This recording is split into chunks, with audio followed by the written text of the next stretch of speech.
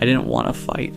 I want to be clear about that up front, because by the end of things it got rewritten in her head, maybe in mine too, the way memory does when it's trying to make sense of something painful. And the story became about conflict, about two people who couldn't stop arguing, about irreconcilable differences or incompatible communication styles, or whatever clean phrase gets applied to the end of something messy. But that's not what I wanted. That's not what I was asking for. I just wanted to talk, to sit down with her and say the things that had been building up, and have her say the things that had been building up in her, and find out what we were actually dealing with together. Like two people who loved each other and were in something together, and owed it to the thing to at least try to understand it before letting it go. That's all I wanted, and she didn't want that at all. I think I knew something was wrong before I could name it. That particular knowing that lives in the body before the mind catches up. The way the air in a room changes slightly when something has shifted, even if nothing has technically happened yet. She'd gotten quieter, not all at once, gradually, in a way that could be explained away by 100 normal things. Stress, tiredness, a hard week at work. One of those seasons where life is just heavy and you don't have much left over. I explained it away. I'm good at that. I've been explaining away signals for most of my life because facing them directly requires having a conversation, and having conversations requires the other person to be willing to have one. But the quietness kept going, past where stress and tiredness usually reach, past the point where things should have started to lighten up if that's what they were. And I felt the distance growing, not dramatically, not in a way I could have pointed to and said, look at this specific thing that happened, just in the texture of things. The way a conversation would end a little sooner than it used to. The way she'd be physically present but somewhere else at the same time. The way the ease between us, which used to be one of the best things about us, this quality of being completely comfortable together, had developed a small, persistent stiffness to it. I noticed all of it. I didn't say anything yet because I was waiting to be sure, because I didn't want to create a problem that wasn't there by naming one, because I kept hoping whatever it was would pass on its own, and we'd be back to what we were. It didn't pass. The conversation I tried to have started simply enough, or I tried to start it simply enough. I picked what I thought was a good moment, not when she was exhausted, not when we were in the middle of something, not after a bad day. A quiet evening, the kind we used to be good at. And I said something like, "Can we talk? I feel like there's some distance between us lately, and I want to understand what's going on." What I expected, a conversation. Maybe a hard one. Maybe one where things came out that I didn't know about or didn't want to hear. But a conversation. Two people sitting in the same discomfort, trying to find their way through it. What I got was a wall. Not a loud wall.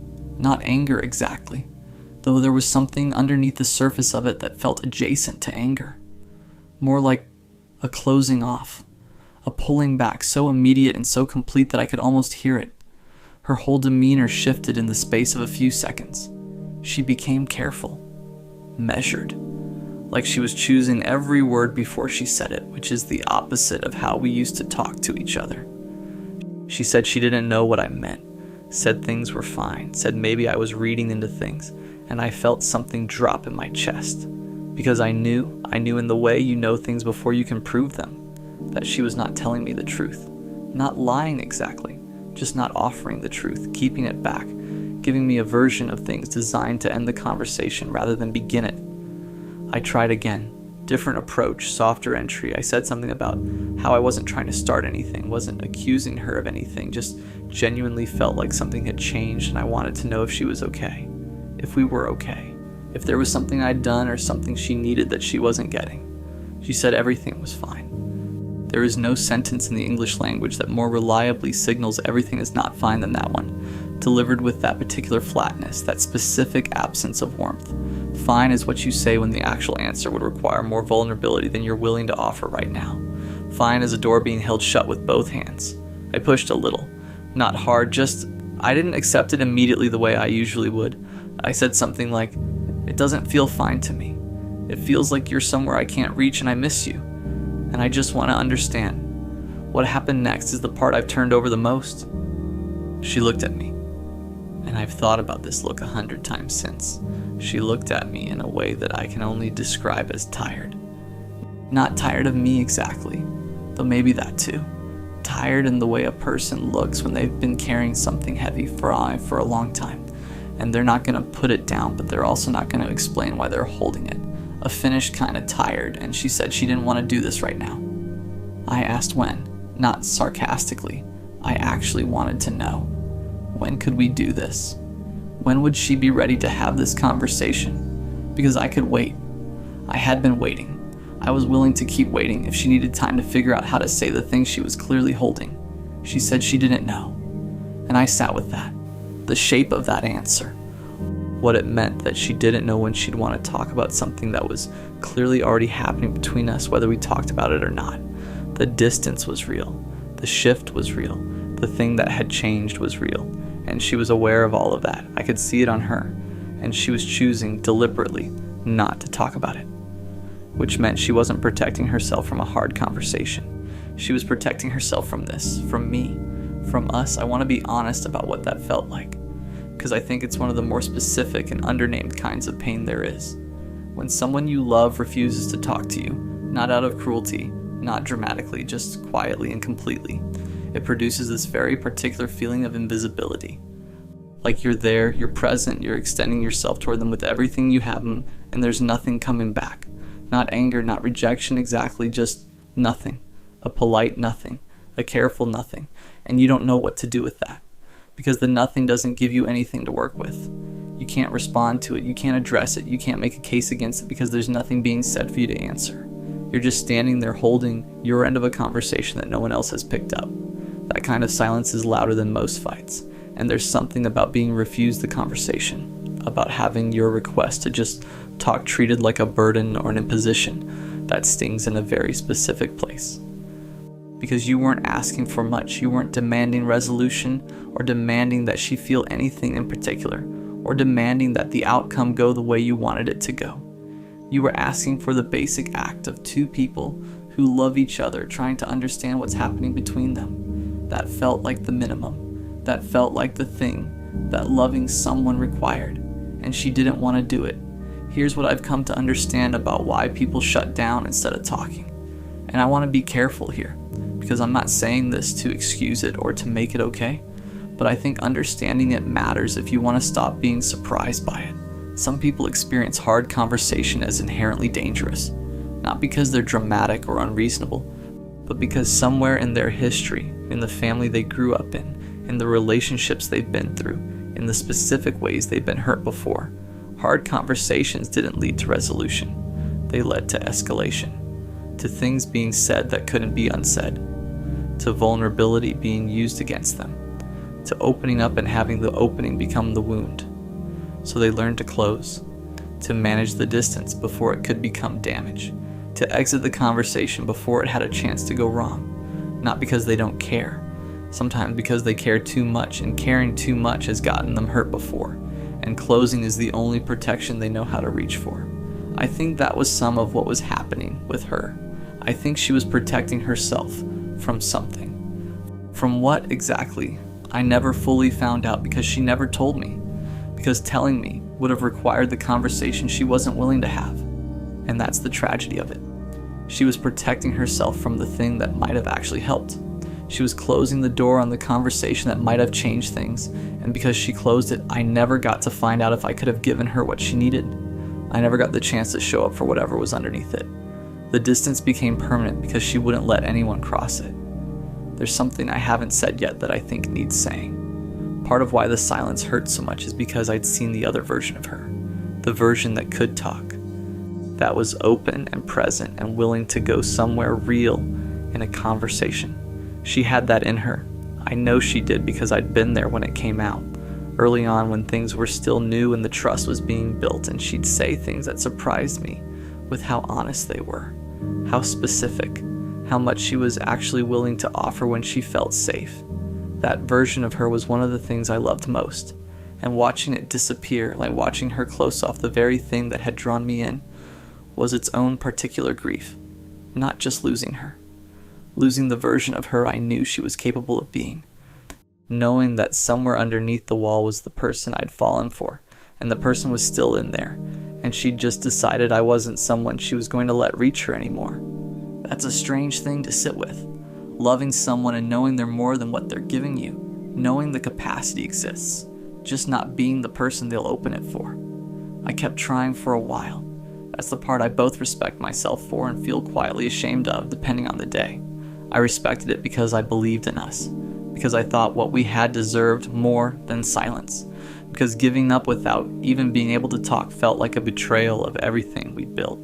I feel quietly ashamed of it because at some point trying became performing, became demonstrating my willingness to a person who had already decided, became pouring into something that had quietly, without my knowledge, already been decided against me. I don't know exactly when the decision happened. I'm not sure she knows either.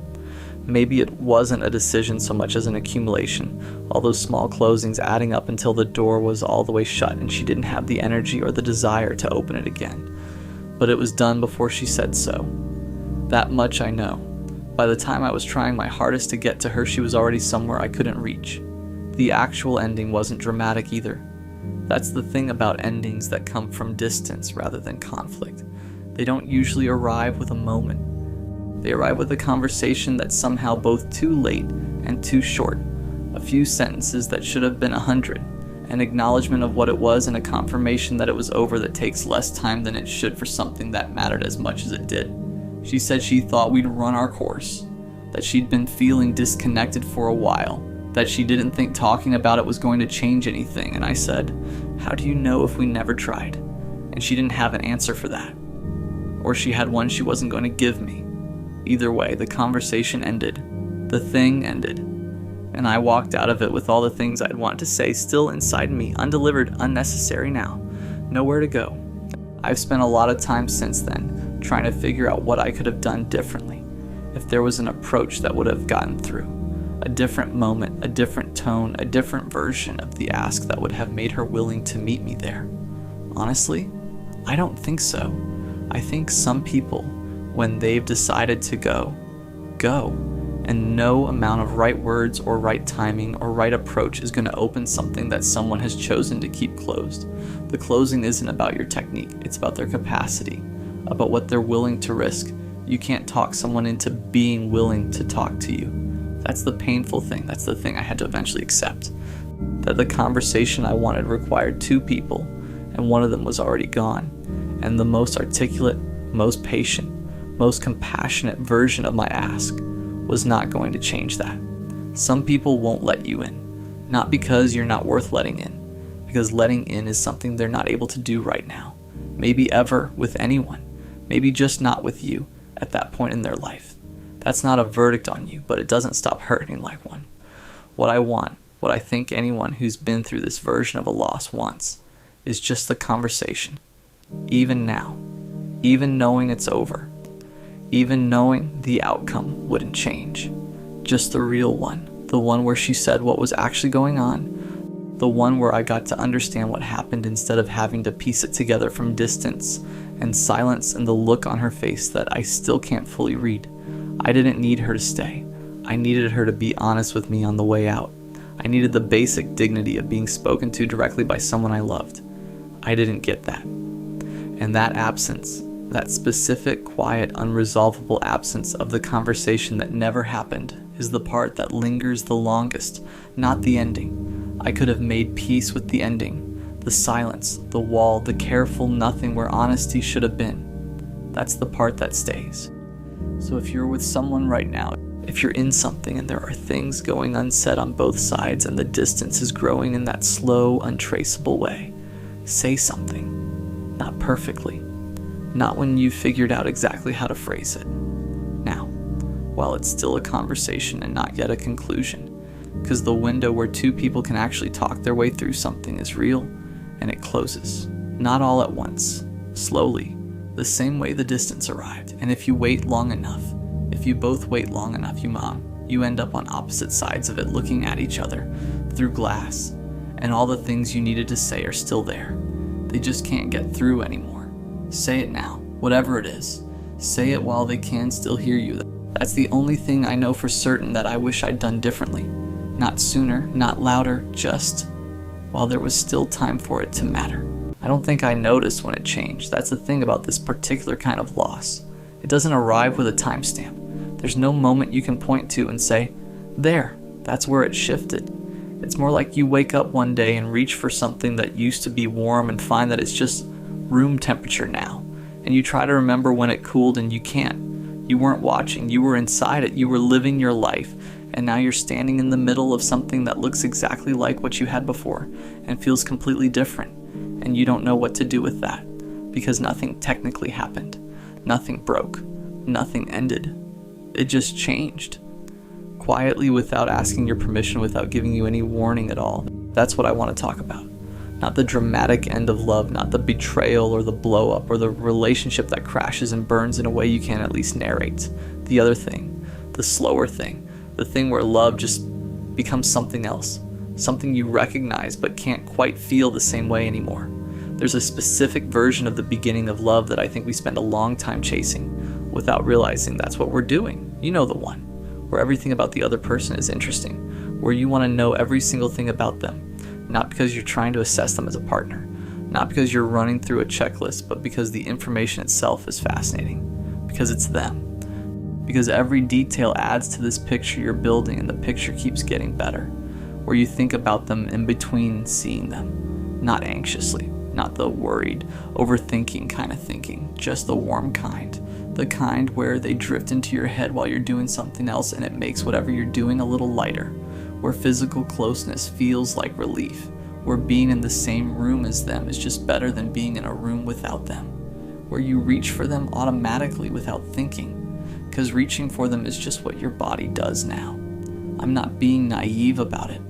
I know that phase doesn't last forever. I know it's not meant to.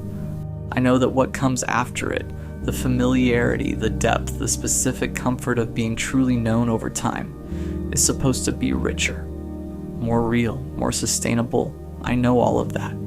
But I also think something important lives in that early feeling that can get lost in the transition. And when it gets lost, when you notice it's gone and you can't find where you left it, it's one of the more disorienting experiences a person can have.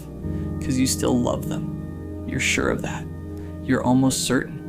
But the love feels different now, and you don't know if different means deeper, or if different means diminished, or if different means something is wrong, or if this is just what love becomes, and you're supposed to be fine with it, and you don't want to say that out loud. Because saying it out loud makes it real. Because saying it out loud means you might have to do something about it. Because saying it out loud to the person you love means watching their face change in a way you can't take back. So you keep it in. And you try to figure out if what you're feeling is a truth or just a season. Let me try to describe what it actually feels like, the texture of it, because I think the experience is specific enough that it deserves specificity. It feels like going through the motions of something you used to do naturally, like the actions are all the same, the morning texts, the inside jokes, the way you find each other at the end of the day, but they're running on memory now instead of impulse. You're doing them because you've always done them. Because they're part of the structure of this, because stopping would mean something. It feels like looking at photographs from a year ago and being genuinely moved by them, by what you see in both of your faces, by the obvious realness of what was there, and then looking up from the photographs and trying to locate that same thing in the room you're currently in, and finding something quieter, something steadier, but not the same thing. It feels like effort where there wasn't effort before. Not bad effort, not the effort of fighting or managing or holding something damaged together, just the low-grade effort of being engaged, of being present, of generating warmth rather than just feeling it. And you wonder, is this normal? Is this what they mean when they say love is a choice? Is this what mature love actually looks like, and I've just been comparing it to the beginning, which is an unfair comparison which everyone says you shouldn't make? Or is this something else? Is this the feeling of something that's quietly been running out? Here's what I think happens, and I want to be careful here because I'm not sure I have it fully figured out. I think love changes for a lot of reasons, and not all of them are bad. Time changes it. Comfort changes it. The way two people settle into each other changes it. The urgency softens, the novelty fades. The constant low-level electricity of early love, which is genuinely not sustainable and would burn you out, becomes something calmer. That's not death, that's development. That's the thing actually taking root instead of just flowering. But I also think love can change because something went unaddressed. Because two people drifted in a direction nobody named. because small resentments accumulated without being resolved, because one person changed and the other person didn't fully notice, or noticed and didn't know how to talk about it, because the communication that would have kept things close got replaced by the comfort that assumes closeness without checking. And those two things, natural development and quiet erosion, can feel almost identical from the inside, which is why it's so hard to know what you're dealing with, which is why people stay in things that have quietly stopped working for years, and also why people leave things that only needed a conversation. The feeling of distance doesn't tell you its own cause. You have to do that work yourself. I want to talk about the loneliness that lives inside this because I think it's one of the loneliest experiences there is, and it almost never gets named. You are with someone, you love them, you are committed to this, to them, to the life you've built together, and you are lonely. Not always, not completely, but in a real and specific way that you don't know how to explain to anyone, including them. You are lonely for the version of this that used to exist, for the version of them you fell in love with, which is not gone exactly, just harder to access. For the version of yourself that existed inside that early love, that felt so lit up by another person, that moved through the world with this specific lightness that came from being fully, recently chosen. You miss a feeling that technically hasn't ended. You grieve something that is still here, and you can't say that. Because if you say that to the person you're with, what you're saying is, I love you, but being with you used to feel better than this. And that is true and real and doesn't make you a bad person, but it will land like a wound, and you know it. So you carry it. You try to generate the feeling through action, through dates and gestures, and recreating the conditions of the early thing as if the early thing was a recipe you could follow. Sometimes that works for a night. Sometimes you catch a glimpse of it and it's enough to keep you going. Sometimes it doesn't work and you sit across from someone you've loved for years, feeling further away than the distance between your chairs. There are things that change love that we don't talk about honestly enough. Disappointment changes it. Not the dramatic kind, the quiet kind. The accumulated weight of small moments where they weren't who you needed them to be. The times you needed them to show up and they didn't. The conversations you tried to have that went nowhere. The ways they've let you see them clearly. And some of what you've seen has been harder to love than you expected. You still love them, but loving someone and being disappointed by them at the same time takes up space. And if the disappointment never gets addressed, if it just gets filed away, handled, moved past without really being resolved, it builds up somewhere, and it changes the texture of the love, makes it a little heavier to carry. Boredom changes it too, and I know that's uncomfortable to say, but I think it's true.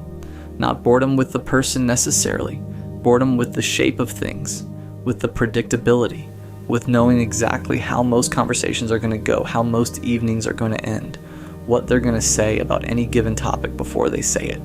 That predictability is also comfort, it's also safety, it's also the thing people mean when they say they want a partner, and not just a feeling. But it can quietly drain something from the experience of being together if nobody tends to it. If you let the routine become the whole thing, and then there's change itself. People change, you've changed, they've changed, and sometimes two people change in directions that continue to align, and sometimes they change in directions that quietly diverge. And if you're not paying attention, if you're assuming alignment because that's how it used to be, you can find yourself standing next to someone who is genuinely different from the person you fell in love with without either of you having done anything wrong. I want to say something about the guilt, because I think people who feel this carry a disproportionate amount of guilt for something that isn't a moral failing. You didn't choose for love to feel different. You didn't decide one morning to care less, to feel less, to be less moved by the person you've committed yourself to. It didn't happen because you weren't trying hard enough or grateful enough or mature enough. Feelings don't work like that. You cannot effort your way into an emotion. You cannot guilt yourself into warmth. And yet most people who feel this spend enormous energy blaming themselves for it, telling themselves they're selfish, telling themselves a better person would just appreciate what they have, telling themselves that if they were more emotionally disciplined, more grateful, more adult about the whole thing, they wouldn't be standing here wondering where the feeling went. That's not fair, and it's also not useful. The guilt doesn't bring the feeling back. It just adds a layer of shame on top of an already uncomfortable truth. And shame makes you less likely to address the thing directly, because addressing it means admitting it, and admitting it means facing the shame you've been trying to outrun. So you end up in this place where you feel something true, feel guilty for feeling it, can't address it because the guilt is in the way, and the thing just continues. Let the guilt go, or at least set it down long enough to look at what's underneath it, because underneath it is just a person who loves someone and is trying to understand why something that used to feel one way feels different now. That's not a character flaw. That's just being human in a long relationship with another human who's also changing all the time. You're allowed to feel this and still be a good person. You're allowed to name this and still love them. You're allowed to be confused and uncertain and a little sad about the distance between now and then, without it meaning that everything is over. Give yourself that much. You've been carrying this long enough without that. So what do? I don't think there's a clean answer to that. I think it depends on what you're actually dealing with. Whether this is natural development or quiet erosion, whether the love has changed or the relationship has stopped tending the love, whether you've grown apart or just stopped checking in. But I do think the first thing is naming it. Saying it somewhere, even if just to yourself first. Not dramatizing it, not catastrophizing it, just being honest about what you feel. Love feels different now. I don't know what that means yet, but it's true, and I'm not going to keep pretending it isn't, because the pretending is what makes it worse. The pretending is what lets the slow erosion continue unchecked. The pretending is how two people who once loved each other deeply and fully end up feeling like strangers sharing a space, both of them grieving something neither of them ever named. You owe it to yourself and to them to name it, not as an accusation, not as a verdict, just as information, as a real and honest thing that's happening inside you that the relationship deserves to know about. Because sometimes naming it is what brings it back. Sometimes the conversation you've been afraid to have is the thing that opens a door you thought had closed. Sometimes love that has quieted down is not love that has ended. It's love that stopped being tended and just needs someone to tend it again. And sometimes you name it and you find out that you've both been feeling it. That you've both been carrying this private grief about what used to exist. And somehow impossibly that shared grief becomes the beginning of something closer than what you had before. Because you're finally actually in it together instead of separately managing the loss of it. That happens, it really does. But also, and I want to say this gently but clearly, sometimes love changing is love telling you something true. Sometimes the feeling shifted because the fit was never quite right, and the early love was too loud to let you hear that. Sometimes you've grown into a person who needs something different from what this can give. Sometimes the relationship has run the length of what it was, and holding on past to that point isn't loyalty. It's just fear of the loss, and that's a hard thing to know, and a harder thing to act on. And I'm not telling you what to do with it. I'm just saying the feeling is information. It's not a betrayal and it's not a failure, and it doesn't make you a bad person or an ungrateful one. It's just honest. The most honest thing your heart knows how to do is feel what it actually feels. And if what it feels is that something has changed, then something has changed. The question is whether what's changed is a beginning or an ending. Only you know that. But you have to be willing to actually look. Love doesn't feel the same anymore. That sentence can mean a lot of different things. It can mean it deepened. It can mean it drifted. It can mean you stopped tending it. It can mean you grew. It can mean you grew apart. But it always means the same first thing. It means you're paying attention. It means you care enough to notice. It means you haven't gone numb or given up or stopped trying to understand what's happening inside you. That matters. Paying attention is actually the beginning of everything. Whatever this is, whatever the love becoming different actually means for you, at least you're not looking away. At least you're still asking the question. That's where everything worth having starts. You know what hurts the most? It's not being rejected, it's realizing the person you care about never felt the same way to begin with. Not in the way you did. Not in the way you hoped they did. And the worst part is, you didn't realize it right away. Because at first everything felt real. The conversations felt natural, the laughs felt genuine, the late night talks felt personal. There were moments where it seemed like something deeper was building between you. Little moments that made you believe this could actually turn into something. And when you start believing that, your heart slowly gets involved. Not all at once, but piece by piece. You start paying more attention to them. You notice the way their voice changes when they're excited. The way they talk about the things they care about. The way their mood shifts when something's bothering them. You start remembering small details about them without even trying. Things they mentioned once in passing. Their favorite music, their favorite food, the stories about their past, and without realizing it, they begin taking up more space in your mind. You think about them when something funny happens. You think about them when you hear a song they would like. You think about them when something reminds you of a conversation you once had. That's how feelings grow, quietly, naturally, without asking permission. But somewhere along the way, something starts to feel different, not wrong, just uneven. You notice that you're always the one starting conversations. You're the one asking questions, the one keeping things going, the one making the effort to stay connected. They still respond. They still talk to you. They still laugh and joke like everything is normal. But something about it feels lighter for them, like they're enjoying the moment, but not investing in it the same way you are. And you try not to think too much about it because you don't want to ruin what you have. You tell yourself you're overthinking. You tell yourself they might just be busy or distracted or maybe just not good at expressing their feelings. So you keep showing up, you keep being patient, you keep being kind. Because part of you believes that if you're consistent enough, if you're supportive enough, if you care enough, maybe one day something will change. Maybe one day they'll look at you differently. Maybe one day they'll realize you were there all along. Maybe one day the feeling will finally grow on their side too. But deep down, there's a quiet fear you try not to face. A small voice that keeps asking the same question. What if they never feel the same way? And that thought is something your heart isn't ready to accept yet. Title: She Doesn't Feel the Same Way. Part 2. The hardest part isn't the moment you realize she doesn't feel the same way. It's everything that happens before that moment. The waiting, the hoping, the convincing yourself that maybe you just need to give it more time. Because feelings don't always grow instantly, right? Sometimes people just need space. Sometimes they need to see your consistency. Sometimes they need to realize what's right in front of them. At least that's what you keep telling yourself. So you keep showing up. You keep answering her messages. You keep making time for her even when your day is busy. You listen when she talks about her problems. You support her when she's stressed. You try to be the person she can always rely on, the person who understands her, the person who stays. And slowly, you start building this idea in your head, not just about who she is, but about who the two of you could be together.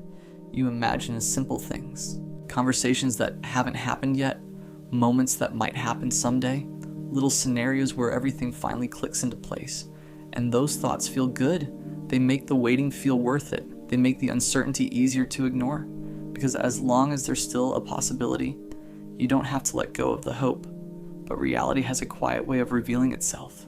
Not all at once. Not with some dramatic moment. Just small things that slowly start adding up. Like the way she talks about someone else, not realizing how it lands when she says it. Or how she mentions a guy she finds attractive. Like it's just normal conversation. Like it wouldn't affect you. Or the way she disappears for hours, sometimes days, then comes back like nothing happened. And you're just happy she replied at all. Even if the message is short, even if the effort feels minimal, you start noticing the imbalance. But you don't want to believe it means something, because admitting the truth would mean facing a reality you've been avoiding. That maybe you care more than she ever will. That maybe you've been building something in your mind that she never intended to build with you. And the worst part is, she didn't lie to you. She didn't promise anything. She didn't say the words that would make you believe she felt the same way. You just filled in the silence yourself. You interpreted the kindness as something deeper, the attention as something meaningful, the connection as something mutual. But kindness isn't always love. Attention isn't always interest. And connection doesn't always mean someone sees you the way you see them. And slowly, the truth starts getting harder to ignore. Not because she suddenly tells you, but because her actions begin saying something your heart can't keep pretending not to hear. She doesn't feel the same way. And the longer you hold on to hope, the heavier that realization becomes. At some point, the truth stops whispering, and it starts becoming impossible to ignore. Not because she finally sits you down and says the words. Most of the time that conversation never even happens. The truth shows up in quieter ways than that. It shows up in patterns, in effort, in the way someone chooses to show up in your life, or the way they don't. You start noticing things you used to overlook. How you're always the one starting the conversation. How if you stop texting first, the silence stretches longer than you expected. Hours, sometimes days, and eventually you break. You send the message anyway, because pretending you don't care feels harder than admitting that you do. You start noticing the energy difference too, how excited you are when she replies, and how normal it seems for her, like your presence in her life is something she can take or leave, not something she's worried about losing. That realization hurts in a very specific way, because you're not asking for everything. You're not asking for grand gestures or dramatic confessions. You're just asking for something simple, to feel chosen. But when someone truly wants you, you don't have to beg for that feeling. You don't have to analyze every message. You don't have to question whether you matter. It becomes obvious, and that's when the realization finally hits you. Not all at once, but slowly, like a weight settling on your chest. She doesn't feel the same way. Not in the way you hoped. Not in the way you needed. Maybe she likes you. Maybe she enjoys talking to you. Maybe she appreciates having you around. But there's a difference between appreciating someone and wanting to build something with them. And you start asking yourself questions you were too afraid to ask before. Was I just convenient? Was I just someone who was always there when she needed attention? Was I just filling space in her life while she waited for someone else? Those thoughts sting. But the deeper pain isn't even about her, it's about what you did to yourself while hoping things would change. How long you ignored your own feelings. How long you accepted less than you deserved. How long you told yourself to be patient, when patience wasn't the solution. Because love doesn't grow out of one person trying harder. Love doesn't appear just because you stayed long enough. Love isn't something you can earn by proving your loyalty and realizing that forces you to face a difficult truth. You can't make someone feel something they don't, no matter how good you are to them, no matter how much you care, no matter how much you wish it were different. And once that truth settles in, you're left with a choice, one that hurts either way. Keep holding on to someone who never chose you, or finally let go, even though part of you still wishes she would. Because the hardest thing about loving someone who doesn't feel the same way isn't losing them. It's accepting that you were never really theirs to begin with. At first, letting go doesn't feel like strength. It feels like defeat, like you're walking away from something that could have worked. If only things were slightly different. If only she saw you the way you saw her. If only she realized how much you cared. If only timing was better.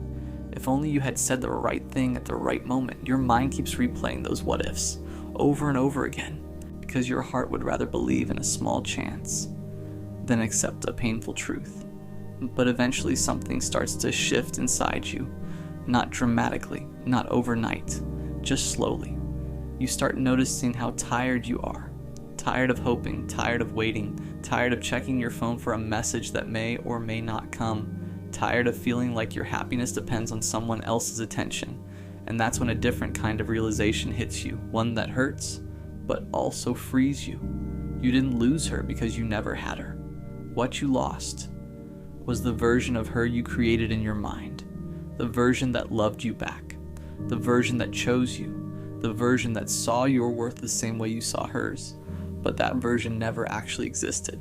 It was just hope, and hope can be beautiful, but when it's built on the wrong person, it slowly becomes something painful. You start seeing things more clearly, how much effort you gave, how much patience you showed, how much of yourself you poured into someone who never asked for it. And instead of feeling embarrassed about that, you begin to understand something important. There's nothing wrong with loving deeply. There's nothing wrong with caring.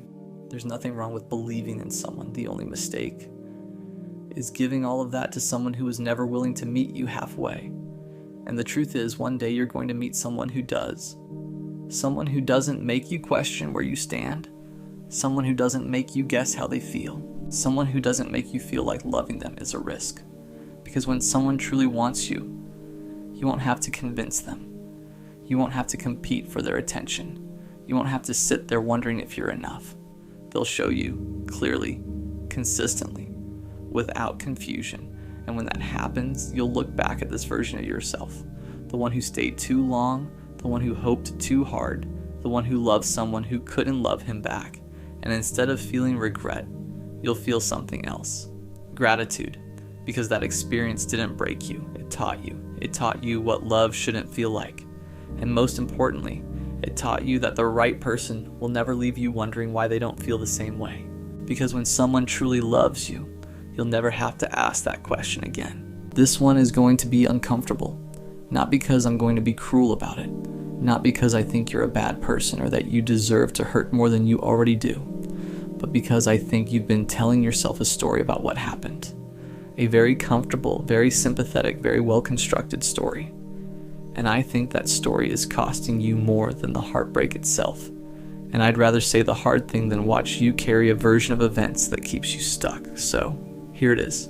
Some of what happened was your fault. Not all of it, maybe not even most of it, but some of it. A real, significant, honest sum. And you know that. Somewhere underneath the narrative you've been running, underneath the anger and the grief and the very reasonable pain, you know that you had a hand in this. You know there were things you did or didn't do, patterns you ran, moments where you chose the comfortable thing over the right thing, and that those choices contributed to the ending. And instead of sitting with that, you've been covering it, building a story around the parts that make you the injured party, collecting evidence for the version where this was done to you, not participated in by you. I understand why. I really do. Grief is hard enough without also having to hold accountability for it. When something ends and it hurts this much, the last thing you want to do is look at your own role in the wreckage. But the coping, the stories, the justifications, the careful editing of memory, that's not protecting you. That's just delaying the thing that would actually help.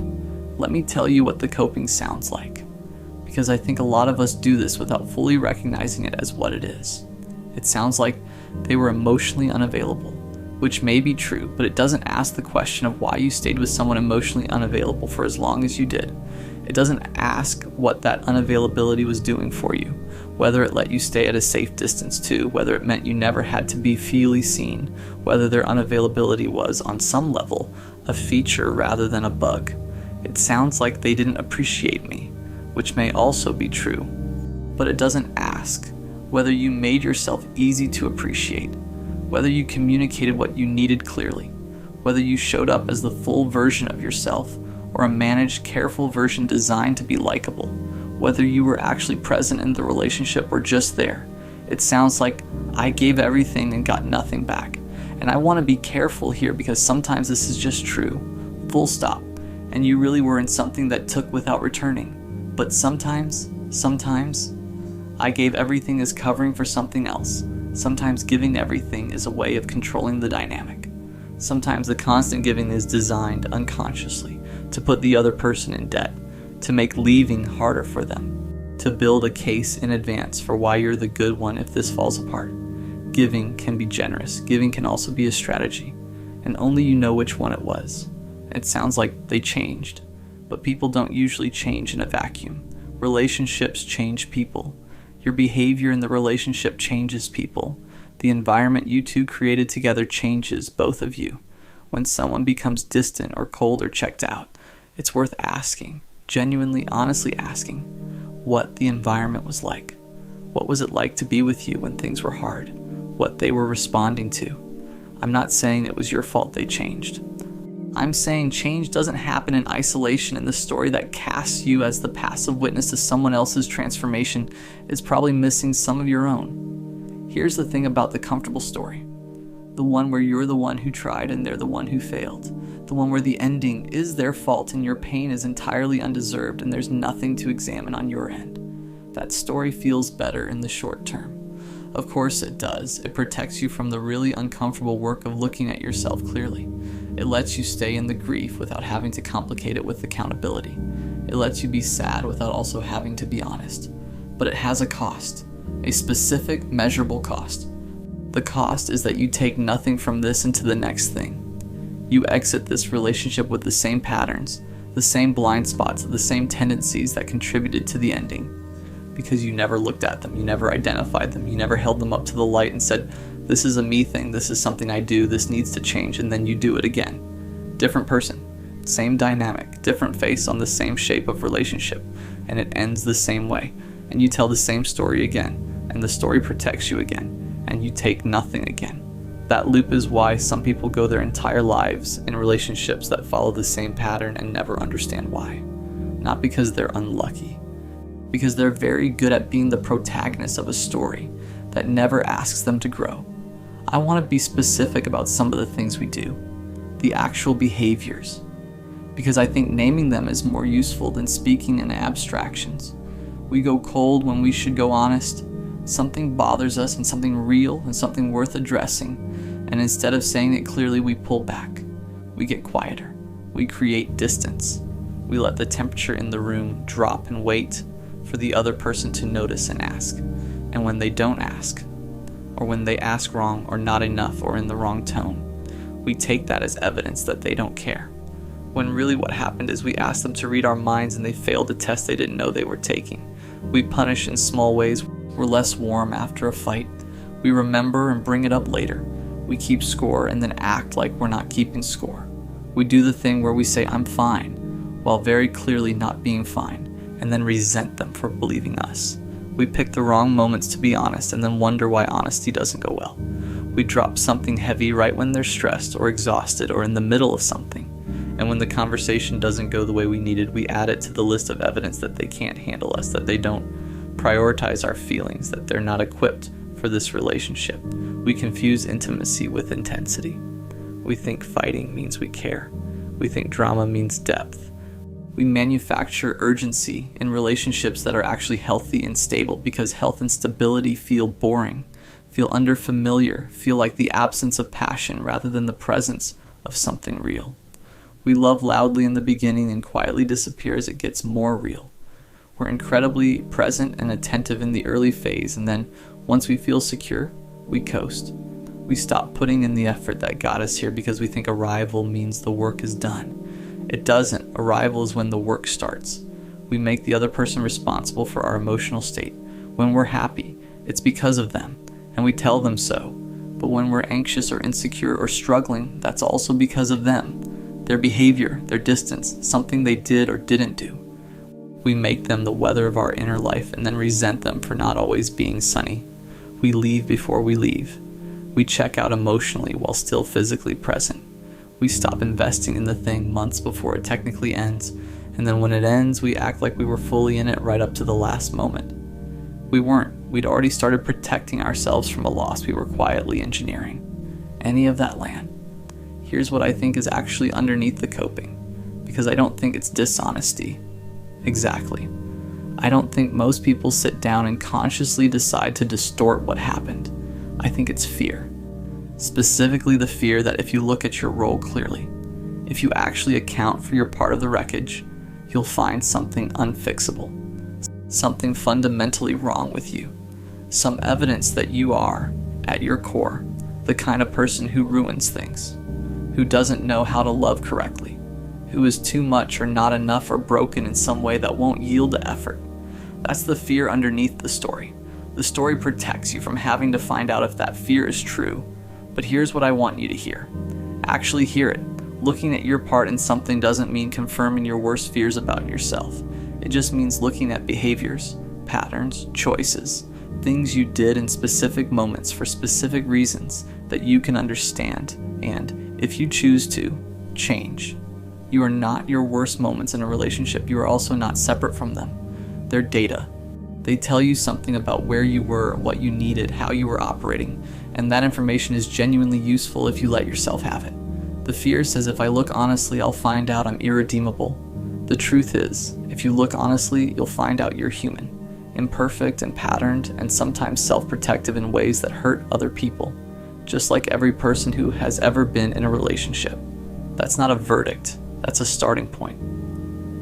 Let me talk about what accountability actually looks like, because I think people avoid it partly because they imagine it as this punishing, self-flagellating thing, like looking honestly at yourself means spending months in a shame spiral, rehashing everything you did wrong, deciding you're terrible. That's not accountability, that's just shame with better lighting. Real accountability is quieter than that. It looks more like sitting down at some point when the sharpest grief has passed and asking yourself some honest questions, not rhetorical ones designed to confirm a narrative, actual ones. What did I do in this relationship that I wouldn't want someone to do to me? Not the obvious stuff, not the big fights or the bad days. The small, consistent stuff. The daily texture of how I showed up. What did I know was wrong and keep doing anyway? What did I avoid saying because saying it would have required me to change something I wasn't ready to change? Where was I unfair? Not just in the moments I already know about, the ones I've been editing out of the version I tell people. What did this person need from me that I wasn't willing to give? And was it actually something I couldn't give, or just something I chose not to? Those questions are hard. They're supposed to be hard, but they're also genuinely useful in a way that no amount of righteous anger about what they did to you ever will be, because the answers to those questions travel with you. They're portable. They go into the next relationship and make you better at it. They turn heartbreak into something that costs you once instead of costing you every time. There's one more thing I want to name before we get to the other side of this, and it's the one that's hardest to say because it implicates something we don't like to look at. Sometimes the coping isn't just about protecting yourself from accountability. Sometimes it's about protecting your image of yourself as a good person, as someone who loves well, as someone who, when relationships end, can look back and genuinely say, I tried, I was present, I gave it everything. That image matters to a lot of us, more than we admit. We want to be the person who loved honestly and got hurt anyway, not the person who contributed to their own heartbreak through avoidable choices. We want to be the protagonist of a love story, not the cautionary tale. And so we protect the image, we curate the memory, we tell the story to friends in a way that quietly omits the parts where we weren't our best selves. And slowly, through repetition, we start to believe the curated version. It becomes the real one. The messy, complicated actual version gets buried under the one that makes us look okay. But you can't grow from a version of yourself that you've cleaned up for public consumption. You grow from the real one, the one that includes the moments you're not proud of, the one that captures not just what happened, but how you made people feel, the one that honestly accounts for what you brought into the room. The insecurity, the patterns, the defense mechanisms, the ways you protected yourself that accidentally hurt someone else. And that version isn't shameful, it's just true. And truth is the only thing you can actually work with. I want to say something about the grief, because I don't want this to feel like I'm dismissing it. Your pain is real. Whatever happened, however complicated your role in it, the loss is real and the hurt is real, and you are allowed to feel all of it without having to earn it through perfect behavior. You don't have to have been blameless to deserve to grieve. The grief and the accountability can exist at the same time. In fact, I think that's the only way to actually heal from something like this, not choosing between feeling it and examining it, but doing both. Letting yourself hurt fully while also slowly, with compassion for yourself, looking at what's yours to own. Because the coping and the comfortable story, the edited version, it doesn't actually protect you from the pain. It just reroutes it. You still feel it, you still carry it. You just carry it alongside a story that keeps you from understanding it. And understanding it is what lets you put it down eventually. Not the story, the actual thing. The real account of what happened, your role in theirs, what was real and what was projected, what was love and what was fear wearing love's clothes. That understanding is the only version of this that leads somewhere. The story just leads back to the same place. So stop coping. Or start slowly to stop, not all at once, not by burning down every comforting thing you've been telling yourself in the one brutal session of self-examination. That's not useful either. Just start making room. Start allowing the possibility that the story you've been telling isn't the whole story. Start letting the questions in, not to punish yourself, but because you are curious about yourself and you deserve to know yourself accurately. Start being as honest with yourself about your own behavior as you are about theirs. Because here's what's true. The heartbreak you're carrying right now and the real weight of it, the part that won't quite heal, I don't think it's only about them. I think some of it is about you. About things you did that you wish you'd done differently.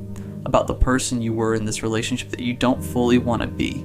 You know that. You've known it. You've just been covering it with everything else because sitting with it is hard and sitting with it feels like losing. But it's not losing, it's the beginning of actually getting somewhere.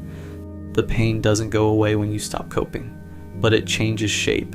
It becomes something you can hold and look at and learn from instead of something that just lives in you without meaning. And meaning is the only thing that makes any of this worth what it cost.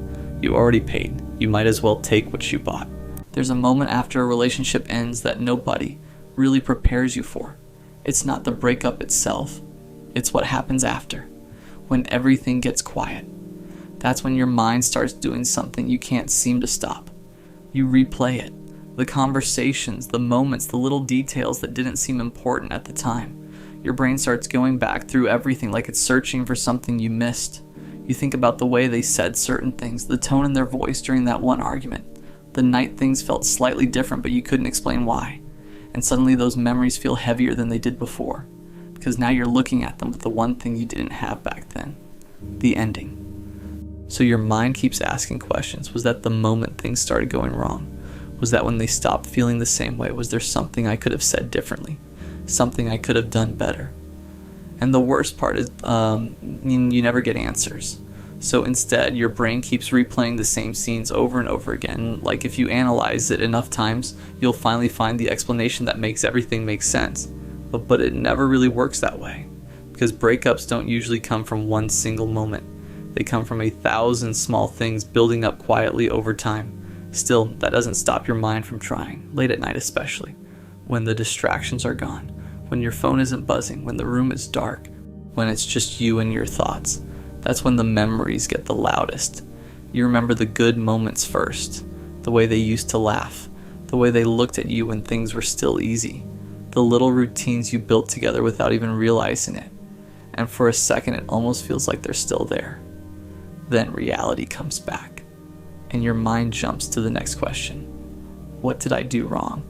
Because when someone you loved walks away, it's almost impossible not to assume that somewhere along the way, you messed it up. So you go back through everything again, trying to find the exact moment where things could have been saved. But the truth is, the more you replay it in your head, the more trapped you start to feel in something that already ended. And that's the part nobody talks about. Sometimes the relationship doesn't end when the person leaves. Sometimes it ends weeks later, when you finally stop reliving it. The strange thing about replaying a relationship in your head is that your mind doesn't show you the whole story. It shows you selected scenes, little moments that suddenly feel way more important than they did at the time. You remember the last conversation you had with them. Every word, every pause, every sentence you wish you could take back. You start thinking about what would have happened if you just said something different. Maybe if you had stayed calmer. Maybe if you didn't bring up that one thing. Maybe if you gave them more space. Your brain turns it into this giant what-if loop. What if I did this differently? What if I handled that moment better? What if I noticed the signs earlier? And slowly, without even realizing it, you start rewriting the past in your head. You create these alternate versions of the relationship where everything works out. In those versions, you say the perfect thing. You catch the problems early, you fix the issues before they grow. And in those imaginary timelines, they stay. But reality doesn't work like that. The real relationship didn't have the benefit of hindsight. It was messy. It had misunderstandings. Moments where both of you were tired. Conversations that didn't go the way either of you wanted. And the truth is, two people can genuinely care about each other and still not be able to make it work. But your brain doesn't like accepting that, because accepting that means admitting something painful.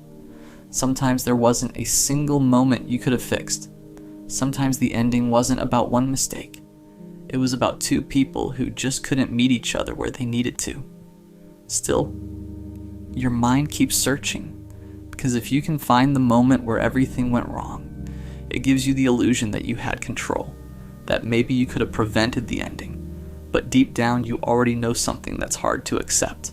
If someone was truly meant to stay, the relationship wouldn't collapse because of one imperfect conversation. Love that lasts doesn't disappear over one moment. And when you finally start realizing that, something shifts. The memories don't disappear overnight. You'll still think about them sometimes. But slowly, you stop treating every memory like a clue in a mystery you need to solve. Because some stories don't need to be solved. They just need to be closed. The hardest part about replaying everything in your head is that you think you're searching for closure. But most of the time, you're actually just reopening the wound. Every time you revisit the memories, you're putting yourself back in those moments again. Back in the conversations, back in the arguments, back in the days when things started feeling different. And your brain keeps asking the same question. Why? Why did they stop loving me? Why did things change? Why wasn't I enough for them to stay? But here's the thing about closure. A lot of people think closure comes from the other person explaining everything perfectly. They imagine one final conversation where the other person sits down and says exactly what happened, exactly why things ended, and somehow that explanation makes the pain disappear. But real life rarely works like that. Most endings don't come with perfect explanations. Sometimes people don't even fully understand their own reasons. Sometimes they just feel something change inside them. And that's a terrifying thing to accept. Because if love can change without a clear explanation, then it means there wasn't necessarily a moment you could have prevented. And that's what your mind is trying to fight against. Your mind keeps replaying everything because it wants control. It wants to believe there was a specific moment where the outcome could have been different. But the truth that hurts the most is this: not every ending is caused by a mistake. Sometimes two people just reach a point where they can't continue together. Not because one of them failed, not because one of them wasn't good enough, but because the relationship itself couldn't keep going. And once that happens, no amount of replaying the past will change it. No amount of analyzing old conversations will bring the person back. All it does is keep you emotionally tied to something that already ended. That's why healing doesn't start when the breakup happens. Healing starts when you stop trying to solve the past. When you finally allow yourself to accept something difficult. The relationship is over. And even though your mind keeps pulling you back into those memories, your life is still moving forward.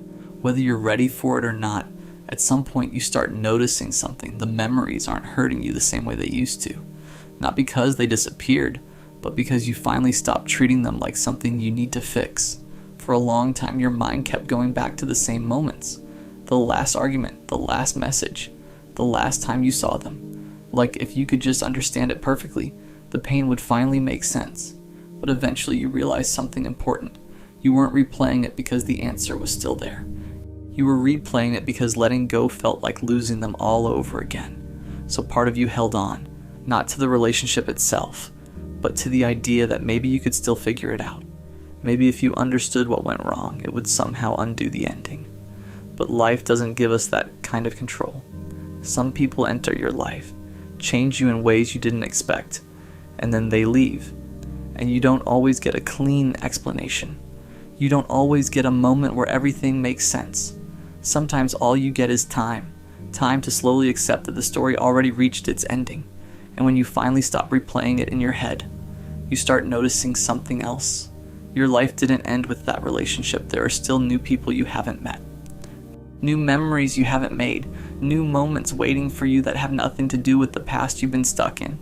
Because the truth is, you were never meant to spend the rest of your life trapped in old conversations or wondering about the words you wish you said differently. You were meant to keep living, and one day, without even realizing when it happened, you'll think about them again. But this time it won't feel like a wound. It'll just feel like a chapter of your life that already ended. And you'll finally understand something that once felt impossible. The past only has power over you, as long as you keep replaying it. Why doesn't she love me? I met her on a Tuesday. Nothing special about the day. No rain. No music playing in the background. No movie moment. Just a random Tuesday. She sat 2 seats in front of me in class, laughing with her friend about something I couldn't hear, but I remember thinking one thing. I want to know what makes her laugh like that. The first time we talked was stupid. I dropped my pen. She picked it up before I could. Here, she said, smiling. 3 seconds. That's how long the conversation lasted. But for some reason, I thought about it the rest of the day. Weeks passed. Eventually, we started talking more. At first, it was small things, homework, classes, teachers we both hated. Then it became normal. We'd sit next to each other, walk out of class together, send random messages late at night. And somewhere along the way, I started noticing things. The way she tucked her hair behind her ear when she was nervous. The way she laughed at her own jokes. The way she said my name. That's when it happened. I liked her. Everyone around me knew it before I admitted it. My friends would say things like, "Bro, you're down bad." I'd laugh it off. But they were right. Because suddenly everything I did started revolving around her. I'd check my phone hoping she texted. I'd replay conversations in my head. I'd think about what she meant when she said something, over and over again. One night we were texting. It was past midnight. The conversation slowed down until it turned into one of those deep talks people only have when they're tired. She told me about her fears, about how she overthinks everything, about how she's scared of getting hurt, and I remember staring at my screen thinking, how could anyone hurt someone like her? Then she sent a message. Thanks for always being there. That sentence felt like winning the lottery. Months passed like that. Same routine, talking, laughing, late night conversations, but something was missing. Something obvious. She never flirted, never hinted, never gave me the signals everyone talks about, but she also never left. So I convinced myself it meant something. One day my friend asked me a question. Have you told her you like her yet? I laughed. No. Why not? I didn't have an answer. The truth, I was scared, not of rejection, but of losing what we already had. Then one afternoon everything changed. We were sitting outside after class. The sun was going down. People were walking past us. She was telling me about some guy in her class. Yeah, he's really nice. She said something about the way she said it felt different. I tried to play it cool. Oh yeah? She smiled. I think he likes me. My chest tightened. So, do you like him? She paused, then she nodded. Maybe. I remember smiling. I remember saying something like, that's cool. I remember acting normal, but inside my head one thought kept repeating, why isn't it me? That night I stared at my phone. Her contact was at the top of my messages. All I had to do was type 3 words. I like you. But my fingers wouldn't move, because suddenly I realized something. If I sent that message, everything could change. A week later she told me they were going on a date. She seemed excited, happy, and I tried to be supportive. Hope it goes well, I said. She smiled. Thanks. That night I walked home alone. The same question kept replaying in my head, over and over again. Why doesn't she love me? I was there for her. I listened to her problems. I cared about her. So why him? It took me a long time to understand something. Love isn't a reward. It's not something you earn by being the nicest person. You can't calculate it like a math equation. Care plus time plus loyalty not equal to love. Sometimes people just don't feel the same way. Months later we stopped talking as much. Not because we fought, just because life moves on. Different classes, different schedules, different people. But every once in a while I still think about her laugh on that random Tuesday. And if you're watching this right now, maybe you're asking the same question I once did. Why doesn't she love me? And the answer might be something you don't want to hear. Sometimes there isn't a reason, but one day you'll meet someone who looks at you the way you once looked at her. And when that happens, you won't have to ask the question anymore, because the right person won't make you wonder. They'll make it obvious. You know what the worst part is? It's not the rejection. It's the almost. Because when someone rejects you clearly, it hurts, but at least it makes sense. They say no, you move on. But when someone almost loves you, that's a different type of pain, because you start replaying everything, every conversation, every laugh, every moment you thought meant something, and you start asking yourself questions that never have real answers. Did I say something wrong? Was I not good enough? Did I wait too long? After she started dating that guy, things between us didn't stop immediately. That's what made it worse. We still talked sometimes, still laughed, still had those random conversations that used to make my day. But something had changed, and we both knew it. There was this invisible line between us now. Before, it felt like we were walking towards something. Now it felt like we were standing still, and she was slowly walking away. One night she texted me again. Can I vent for a second? Of course she could. She always could. So I stayed up listening to her talk about problems with her boyfriend, how he didn't understand her, how he didn't listen the way I did, how he wasn't as patient as I was, and the entire time I just sat there thinking one thing. Then why aren't you with me? But I didn't say that. Instead I said the same thing I always said. I'm here for you. And she replied with the same message she always sent. You're such a good friend. That sentence. You're such a good friend. People say it like it's a compliment. But when you love someone, that sentence feels like a door closing, because suddenly you realize something. You weren't the guy she loved. You were the guy she felt safe with. The guy she vented to. The guy who listened. The guy who stayed. But safety doesn't always create attraction. And that realization messes with your head. Because you start thinking, maybe I should have been different. Maybe I should have flirted more. Maybe I should have been less available. Maybe I should have acted like I didn't care. And that's when something dangerous starts happening. You begin to question the way you are as a person. You start thinking kindness is weakness. You start thinking loyalty is stupidity. You start thinking caring too much is the reason you got hurt. So slowly, you start changing. You stop texting first. You stop opening up. You stop showing people the parts of you that once cared deeply. Because somewhere in your mind, you're trying to protect yourself. I remember the exact moment I noticed that change. She sent me a message one afternoon. Something funny, a meme we both would have laughed at months earlier. I looked at it, and for the first time, I didn't feel anything. Not excitement, not happiness, just nothing. And that scared me more than the heartbreak ever did. Because heartbreak means you cared, but feeling nothing, that means something inside you shut down. That night I stared at the ceiling, thinking about everything that happened. And for the first time I asked a different question. Not, why doesn't she love me? But why did I give so much of myself to someone who never asked for it? That realization hits hard. Because the truth is, she never promised me anything. She never said she loved me. She never said we were going to end up together. Those were expectations I built in my own head. And when those expectations broke, I blamed her. But deep down, I knew something. I wasn't just sad about losing her. I was sad about losing the version of me that believed things would work out. The version of me that believed if you cared enough, if you tried hard enough, if you stayed long enough, eventually someone would choose you. But life doesn't work like that. And realizing that changes you quietly, slowly, but permanently. But because after that, you start guarding your heart differently. Not because you want to, but because you remember exactly how it felt when someone almost loved you. And almost can mess someone up for a long time. And the craziest part, even after all that, there were still nights where I caught myself wondering the same thing. Just staring at the ceiling, asking a question I already knew the answer to. Why doesn't she love me? You know what nobody tells you about heartbreak? It doesn't end the day you realize the truth. That moment where everything finally clicks. Where you accept she isn't choosing you. Where you tell yourself you're done thinking about her. That's not the ending. That's just the beginning of the quiet part.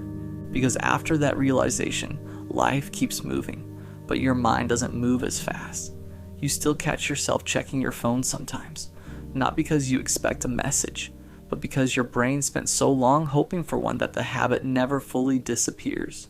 You'll hear a song that reminds you of her, or pass a place you both used to talk about, or see something random that you know she would have laughed at, and for half a second, your mind goes straight to her, before you even realize it. It's strange how people can leave your life, but pieces of them stay behind in your routine, in your memories, in the way you think. At first you hate that. You want to forget everything. Every late night conversation, every inside joke, every moment you thought meant something, because remembering feels like reopening a wound that's trying to close. But memories don't disappear just because you want them to. They fade slowly, and that takes time. During that time, you start noticing something about yourself, something you didn't see when you were chasing her. You start realizing how much of your energy went into someone who never fully gave theirs back, how much time you spent thinking about what she wanted, what she needed, what she felt, while completely ignoring your own feelings. You start asking yourself questions you never asked before. Why was I okay with being second? Why was I always the one giving more? Why did I keep staying when the signs were obvious? And the honest answer isn't always pretty. Sometimes it's because you liked the idea of her more than the reality. Sometimes it's because you thought if you were patient enough, if you were good enough, eventually she'd realize what she had. But the hardest truth, sometimes people already know exactly what they have.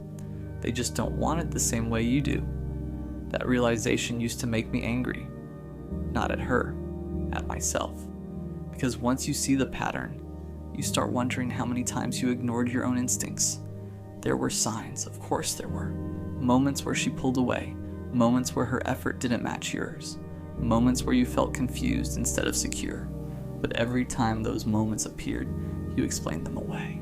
You told yourself she was just busy, just stressed, just going through something. You gave her the benefit of the doubt so many times that eventually you stopped questioning anything at all. And that's when you lost control of the situation, not because she manipulated you, but because you convinced yourself that waiting was the same thing as building something. Eventually, though, life forces you to move forward, even if your heart isn't completely ready. Weeks pass, then months. You start focusing on other things, work, friends, your own goals, the parts of your life that existed before she showed up. And slowly, you start feeling like yourself again. Not the exact same person, but a version of you that's a little quieter, a little more cautious, a little harder to read. One day you notice something strange. You go a whole day without thinking about her, then 2, then a week. And when you finally do remember her, the feeling isn't the same, the pain isn't sharp anymore. It's dull, distant, like a memory instead of a wound. That's when you realize something important. You didn't just lose her. You learned something from her. You learned what it feels like to give your heart fully. You learned what it feels like when that heart isn't returned. And most importantly, you learned what it feels like to survive that.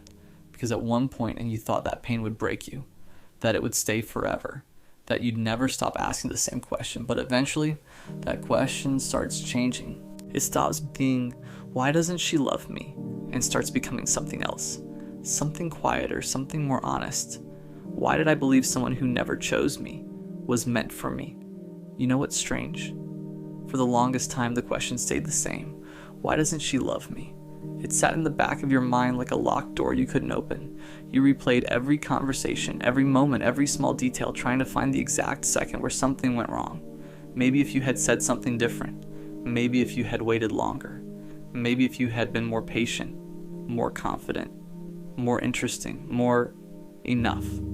That's the dangerous part about unreturned love. It convinces you that the problem must be you. Because if the problem is you, then at least it means you could have fixed it. But the truth is something most people don't realize until much later. Love isn't a test you pass by trying harder. It's not a reward you earn by being patient. It's not something you convince someone to feel. Real love happens naturally. 2 people choosing each other, not one person chasing while the other hesitates. Not one person waiting while the other decides. Choosing freely every day. And once you understand that, something inside you shifts.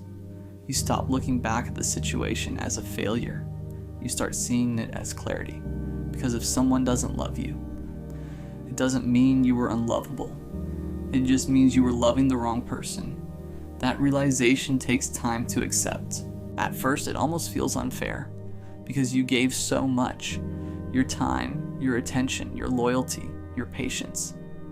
And in the end, you didn't get the ending you hoped for, but something else happened instead. You changed. You became more aware, more protective of your energy. You started noticing the difference between interest and convenience, between effort and empty words, between someone who enjoys your attention and someone who genuinely values your presence. That kind of awareness doesn't come from easy love. It comes from heartbreak.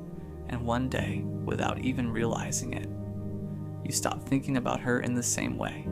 You remember the story, but you don't feel trapped in it anymore. She becomes part of your past, not the center of your future. And when you think back to the question that once consumed you, why doesn't she love me?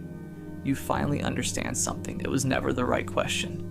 The real question was never about her feelings. It was about your worth. And the moment you stop measuring your value through someone else's love, that question disappears completely.